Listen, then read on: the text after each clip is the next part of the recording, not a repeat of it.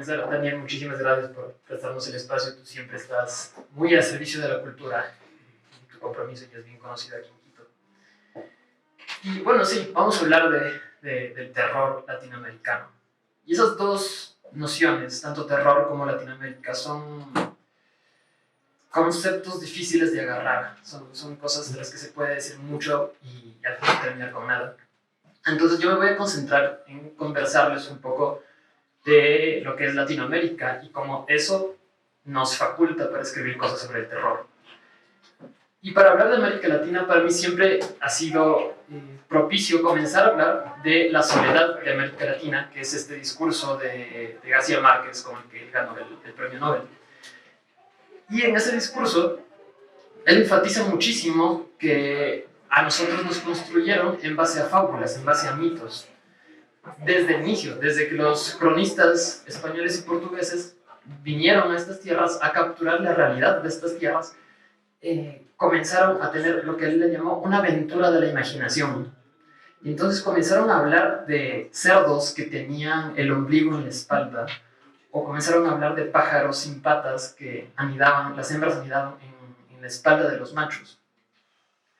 Y hablaban de estas tierras fantásticas, y esa información era la que utilizaba la corona para gobernar las tierras de acá. Y América Latina es un lugar en donde la realidad se mezcla totalmente con la ficción, con la literatura. Y es tanto así que el supuesto descubrimiento del río Amazonas por Francisco de Orellana fue un accidente que comenzó con un delirio europeo por buscar el dorado. Entonces comenzaron a atravesar la selva buscando el dorado y se toparon con el río Amazonas. Y los cartógrafos en los mapas lo ponían al dorado y lo cambiaban de lugar cada vez que descubrían que no estaba ahí, pero eso no les importaba, igual lo seguían poniendo en otros lugares. Y este delirio europeo costó la vida de cerca de 30.000 indígenas que fueron sacrificados para poder atravesar toda la selva. Sin embargo, estos no son los únicos mitos que nos hicieron. Aparecieron otros mitos, como el mito de que el indígena no puede aprender a leer, no puede ilustrarse. Lo mismo con el afrodescendiente, lo mismo con la mujer. Entonces, eso hizo que se dividieran los trabajos y a los indígenas se los consideró parte de la servidumbre, a los afrodescendientes se los hizo esclavos, los españoles podían ser comerciantes, podían tener un sueldo, y la realeza tenían puestos de administración o puestos en los altos mandos militares. Y para García Márquez, que escribió este discurso, él dice, esta es la fuente de nuestra literatura. Nosotros siempre hemos sido mitos y siempre nos hemos creado en base a los mitos que alguien más nos ha contado de nosotros.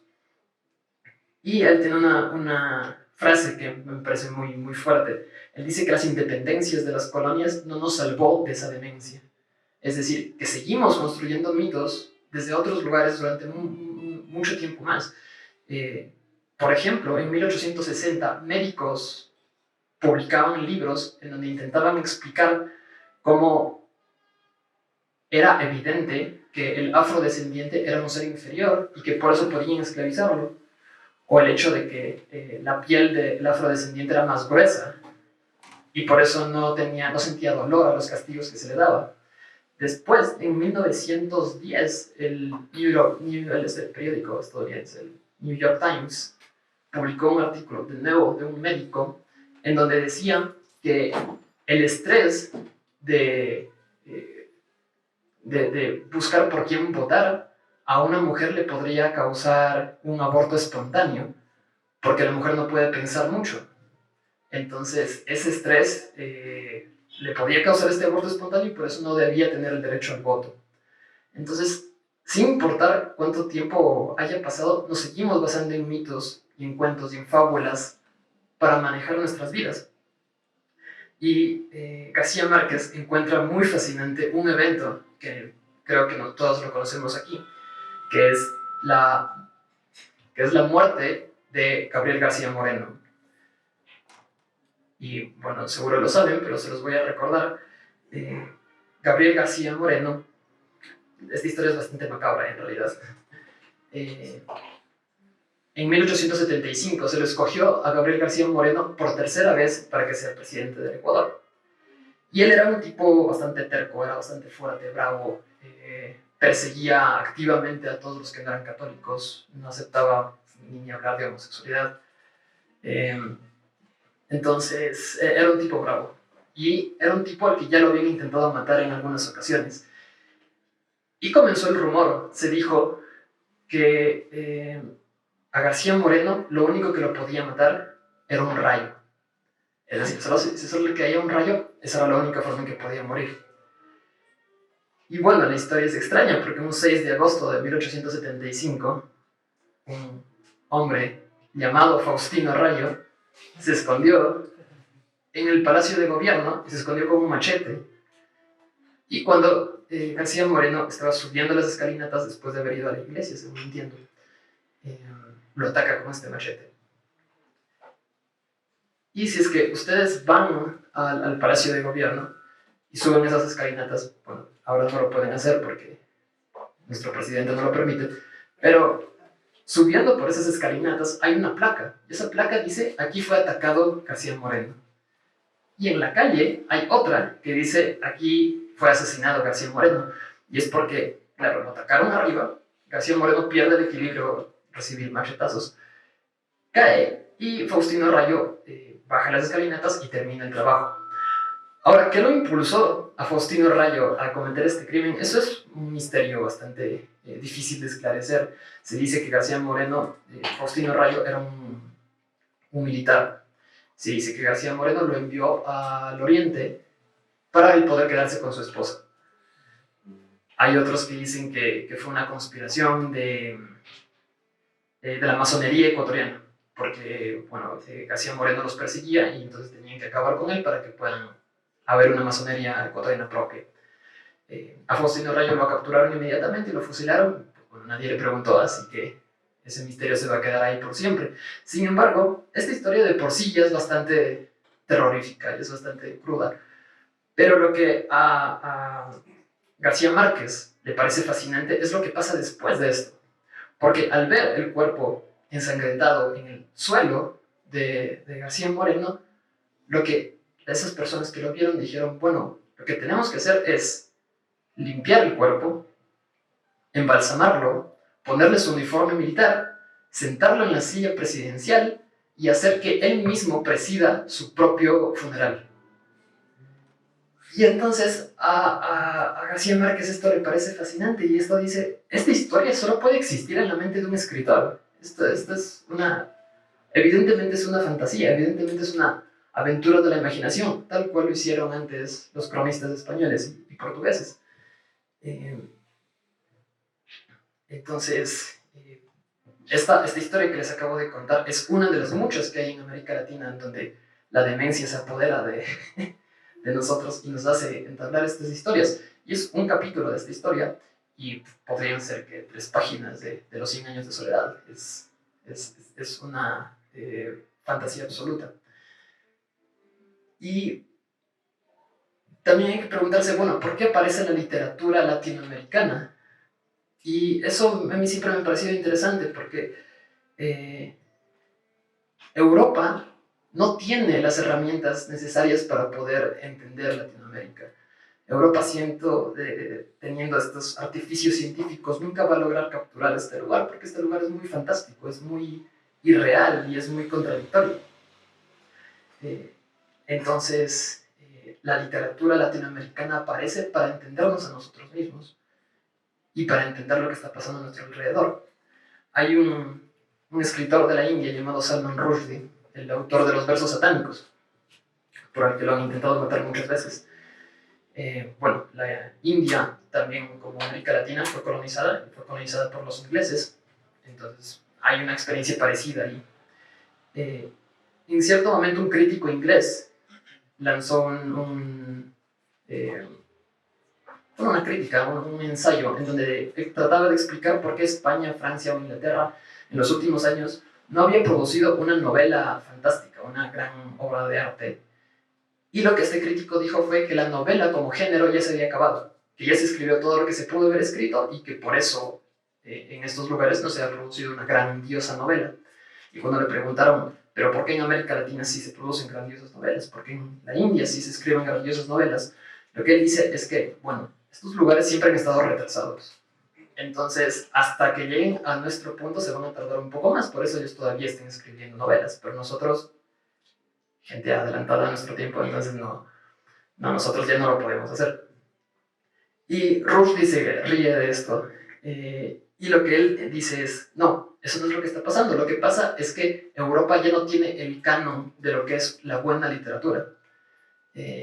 Europa ya no puede decidir qué es una novela de calidad y qué no, sino que eso ya se repartió en el mundo. Y también está el hecho de que ahora en Latinoamérica ya no se escribe para contentar a Europa, sino que se escribe para contentarnos a nosotros mismos.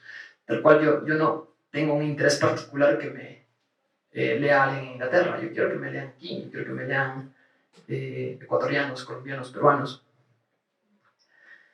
Y me gusta mucho lo que Rushdie dice. Él dice que las novelas ahora son híbridos entre investigación social, fantasía y confesiones del autor.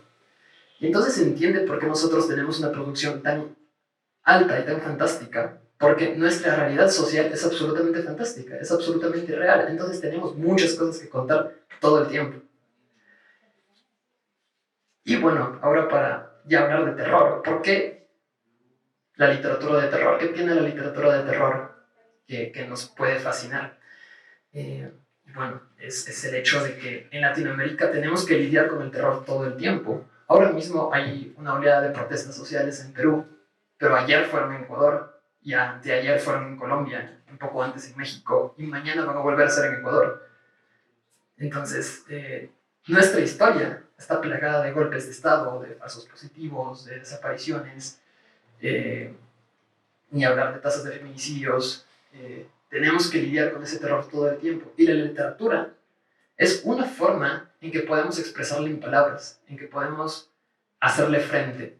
Mariana Enríquez, que yo creo es el máximo exponente de terror latinoamericano en este momento, la escritora argentina, ella dice, las historias de terror son advertencias, como lo fue Caperucita Roja, para decirnos no hables con extraños, pero también es el cuento de Hansel y Gretel, en donde son dos padres que tienen que abandonar a sus hijos en un bosque porque no tienen cómo alimentarlos.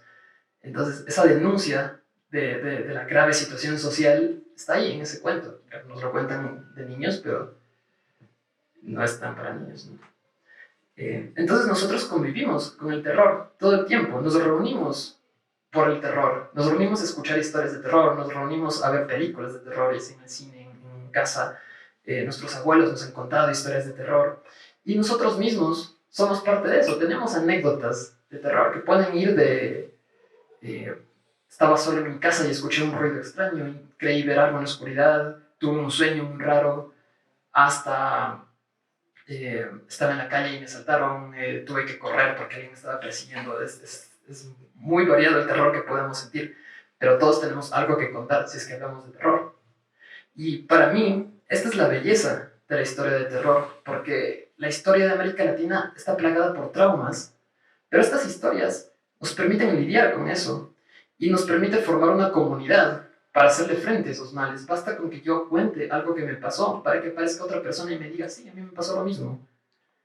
Y va a aparecer otra persona y ya hacer frente a un problema entre tres personas da mucho menos miedo que entre una. Y eso me parece, formar una comunidad latinoamericana para hacer frente a todos nuestros males a través de la literatura del terror es uno de las máximas que podemos extraer de escribir y de leer cuentos de terror. Recuerdo a Guillermo del Toro, le preguntaron, tú siendo una persona tan amable y tan agradable, ¿cómo es que puedes pensar en unos monstruos tan terribles y que den tanto miedo? Y Guillermo del Toro responde muy fácilmente, dice, yo puedo hacer eso porque soy mexicano. Y esa es toda su respuesta. Pero extrapolando, el latinoamericano puede hacer frente a todos estos males, a todos estos terribles males que están en nuestra historia, pero no por eso perdemos ternura, no por eso perdemos amor, no por eso perdemos empatía. Y eso es lo que nos permite las historias de terror, es hacerles frente de una manera muy sana. muy equilibrada, sin convertirnos en alguien totalmente cínico, sino simplemente tratar estos problemas, comunicarlos, expresarlos y comenzar a hacer algo al respecto. Entonces yo creo que esa es la belleza de la literatura de terror, y esa es la belleza de la literatura de terror latinoamericana. El hecho de que ya no hay un europeo, ya no hay un español ni un estadounidense que nos cuente nuestras propias cosas, sino que somos nosotros los que expresamos nuestros propios males y somos nosotros los que buscamos esta comunidad. Yo creo que por eso nos reunimos y por eso celebramos el terror. Eso es lo que tengo para compartirles esta noche. Muchísimas gracias.